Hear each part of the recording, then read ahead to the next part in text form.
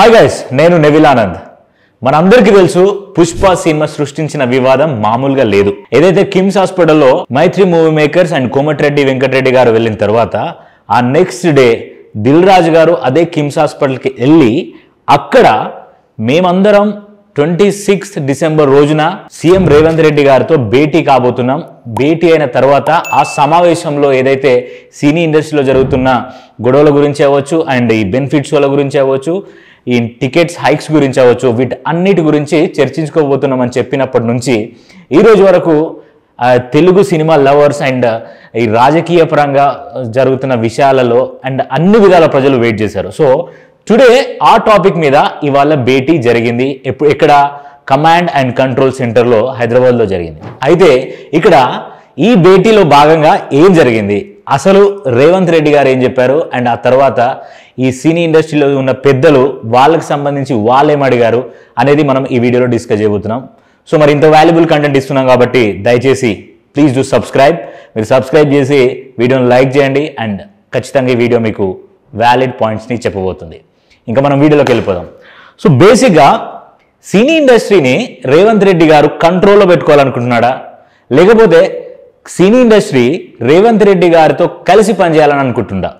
ఏంటి అసలు ప్రభుత్వం అసలు ఏం నిర్ణయించుకొని ఇలా సినీ ఇండస్ట్రీని టార్గెటెడ్ అని మనం అనాల్సిన అవసరం లేదు. చాలామంది జనాలలో ఊహాగానాలు కానీ లేకపోతే చూస్తున్న విషయాలను కానీ చూసి రేవంత్ రెడ్డి గారు సినీ ఇండస్ట్రీని టార్గెట్ చేశారా అని కొన్ని ఆలోచనలు అందరికీ ఉన్నాయి. సో ఆ ఆలోచనలలో భాగంగా ఇలా అనుకుంటున్నారు. బట్ ఇవాళ జరిగిన భేటీలో ఒకటే మాట, తగ్గేదేలే సీఎం రేవంత్ రెడ్డి గారు అంటే తప్పక మేము తగ్గాల్సి వస్తుంది అని సినీ వర్గాలు చెబుతున్నట్టు మనకు అనిపిస్తుంది. ఎందుకంటే నేను ఇందాక ప్రెస్ మీట్కి వెళ్ళా, అక్కడ ఏం జరిగింది ఏంటి అనే పాయింట్లన్నీ నేను దిల్ రాజు గారు మాట్లాడారు, అవన్నీ విని నేను మీతో ప్రత్యక్షంగా చెప్తున్నా. ఒకటే మాట అన్నారు రేవంత్ రెడ్డి గారు. రేవంత్ రెడ్డి గారు అన్న మాట ఏంటి? ఫస్ట్ రేవంత్ రెడ్డి గారు అన్న మాట ఏంటి అని అంటే, వన్స్ నేను ఒక్కసారి బెనిఫిట్ షోలు లేవు అంటే టికెట్ రేట్స్కి హైక్స్ లేవు, పెంచడాలు లేవు, అండ్ ప్రీమియర్ షోలు లేవు అని నేను ఒక్కసారి చెప్పిందంటే ఇంకా అది అంతే, దాంట్లో ఎలాంటి మార్పులు ఉండవు అని కరాఖండిగా రేవంత్ రెడ్డి గారు చెప్పారు. అండ్ ఆ తర్వాత ఎవరైతే డిప్యూటీ సీఎం బట్టి విక్రమార్క గారు ఉన్నారో, ఇది ప్రజల ప్రభుత్వం, సినిమా ప్రభుత్వం కాదు, ఇలా తేల్చి చెప్పేశారు. సో రేవంత్ రెడ్డి గారు మాట్లాడిన మాటలు ఏంటంటే, ప్రభుత్వం చెప్పిన మాటల్ని సినీ వర్గాలు ఏవైతే ఉన్నాయో తూచా తప్పకుండా పాటించాల్సిందే, దాంట్లో ఎలాంటి మార్పులు చేర్పులు లేవు. అండ్ డ్రగ్స్కి సంబంధించి ఏదైతే అవేర్నెస్ ప్రోగ్రామ్ చేస్తున్నామో దానికి సినీ ఇండస్ట్రీ మొత్తం ఖచ్చితంగా సహకరించాలి. And one more thing, this is the basic fundamental, and ఖచ్చితంగా సినీ ఇండస్ట్రీ వాళ్ళు దీంట్లో హెల్ప్ చేయాలనే విధంగా, లేకపోతే సినీ హెల్ప్ గురించి అసలు మాట్లాడలే, ఖచ్చితంగా చేయాల్సిందే అన్నట్టుగానే మాట్లాడారు రేవంత్ రెడ్డి గారు. కులగణన ఈ విషయంలో కూడా సినీ వర్గాలు ఖచ్చితంగా సహకరించాలి, అదే మాట చెప్పుకుంటూ వచ్చారు రేవంత్ రెడ్డి గారు. అండ్ ఇంకొకటి డ్రగ్స్ వ్యవహారం ఆల్రెడీ మనం మాట్లాడుకున్నాం. అండ్ ఏదైతే టికెట్ రేట్స్కి సంబంధించి సెన్సెస్ ఉంటాయో ఆ సెన్సెస్ ఖచ్చితంగా తెలంగాణలో ఉన్న పాఠశాలల డెవలప్మెంట్ కోసం వాటిని వాడాలని రేవంత్ రెడ్డి గారు చెప్పారు. అండ్ దీంట్లో బెనిఫిట్ షోల గురించి లేకపోతే టికెట్స్ హైక్స్ గురించి అసలు ప్రస్తావనే రావద్దు అన్నట్టు ముందే నేను చెప్పానంటే అదంతే, అదో సినిమా మాదిరి అలా చెప్పేశాడు రేవంత్ రెడ్డి గారు.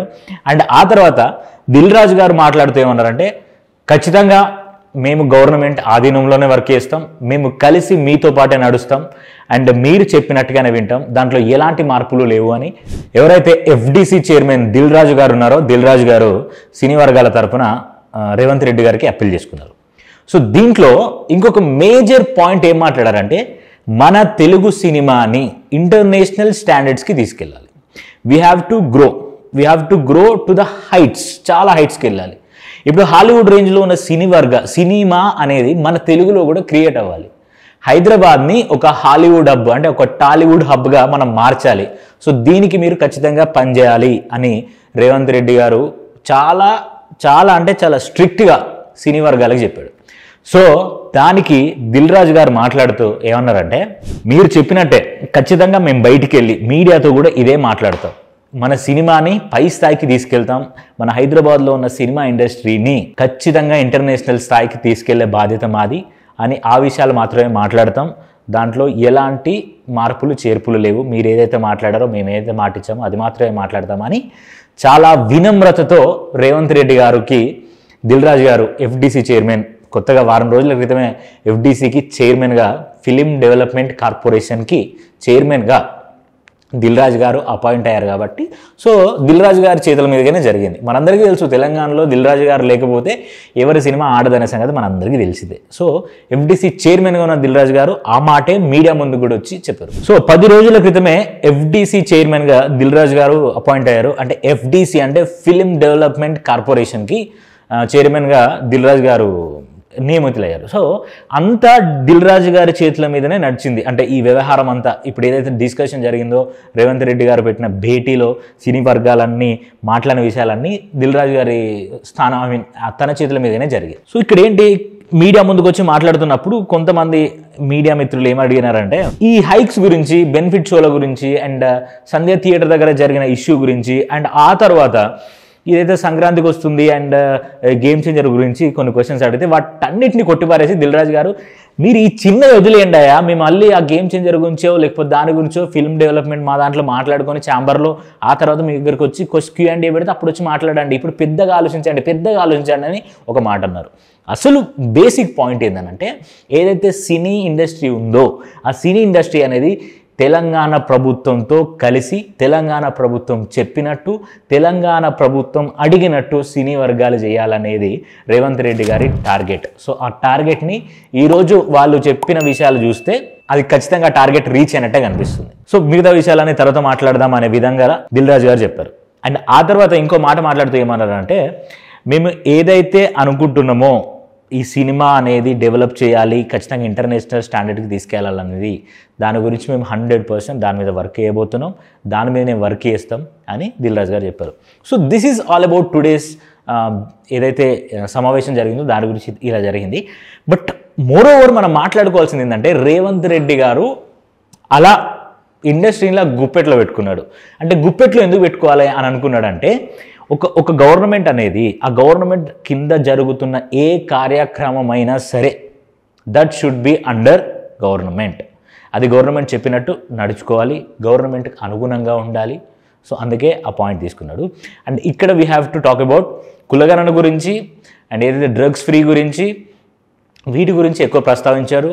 అండ్ ఏదైతే సంధ్యా థియేటర్ దగ్గర జరిగిన ఇష్యూ లాంటి ఇష్యూలని మేము మరలా జరగనివ్వం అని ఎవరైతే దిల్ రాజు గారు ఎఫ్డిసి చైర్మన్ దిల్ రాజు గారు కూడా ఆ మాట రేవంత్ రెడ్డి గారికి ఇచ్చారు. సో ఇంతటితో సమాప్తం సమావేశం.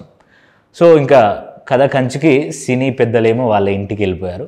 This is what happened. But బేసిక్గా వాళ్ళు ఏమనుకున్నారంటే మనం వెళ్ళి బెనిఫిట్ షోలని ఉండేలా చేద్దాం.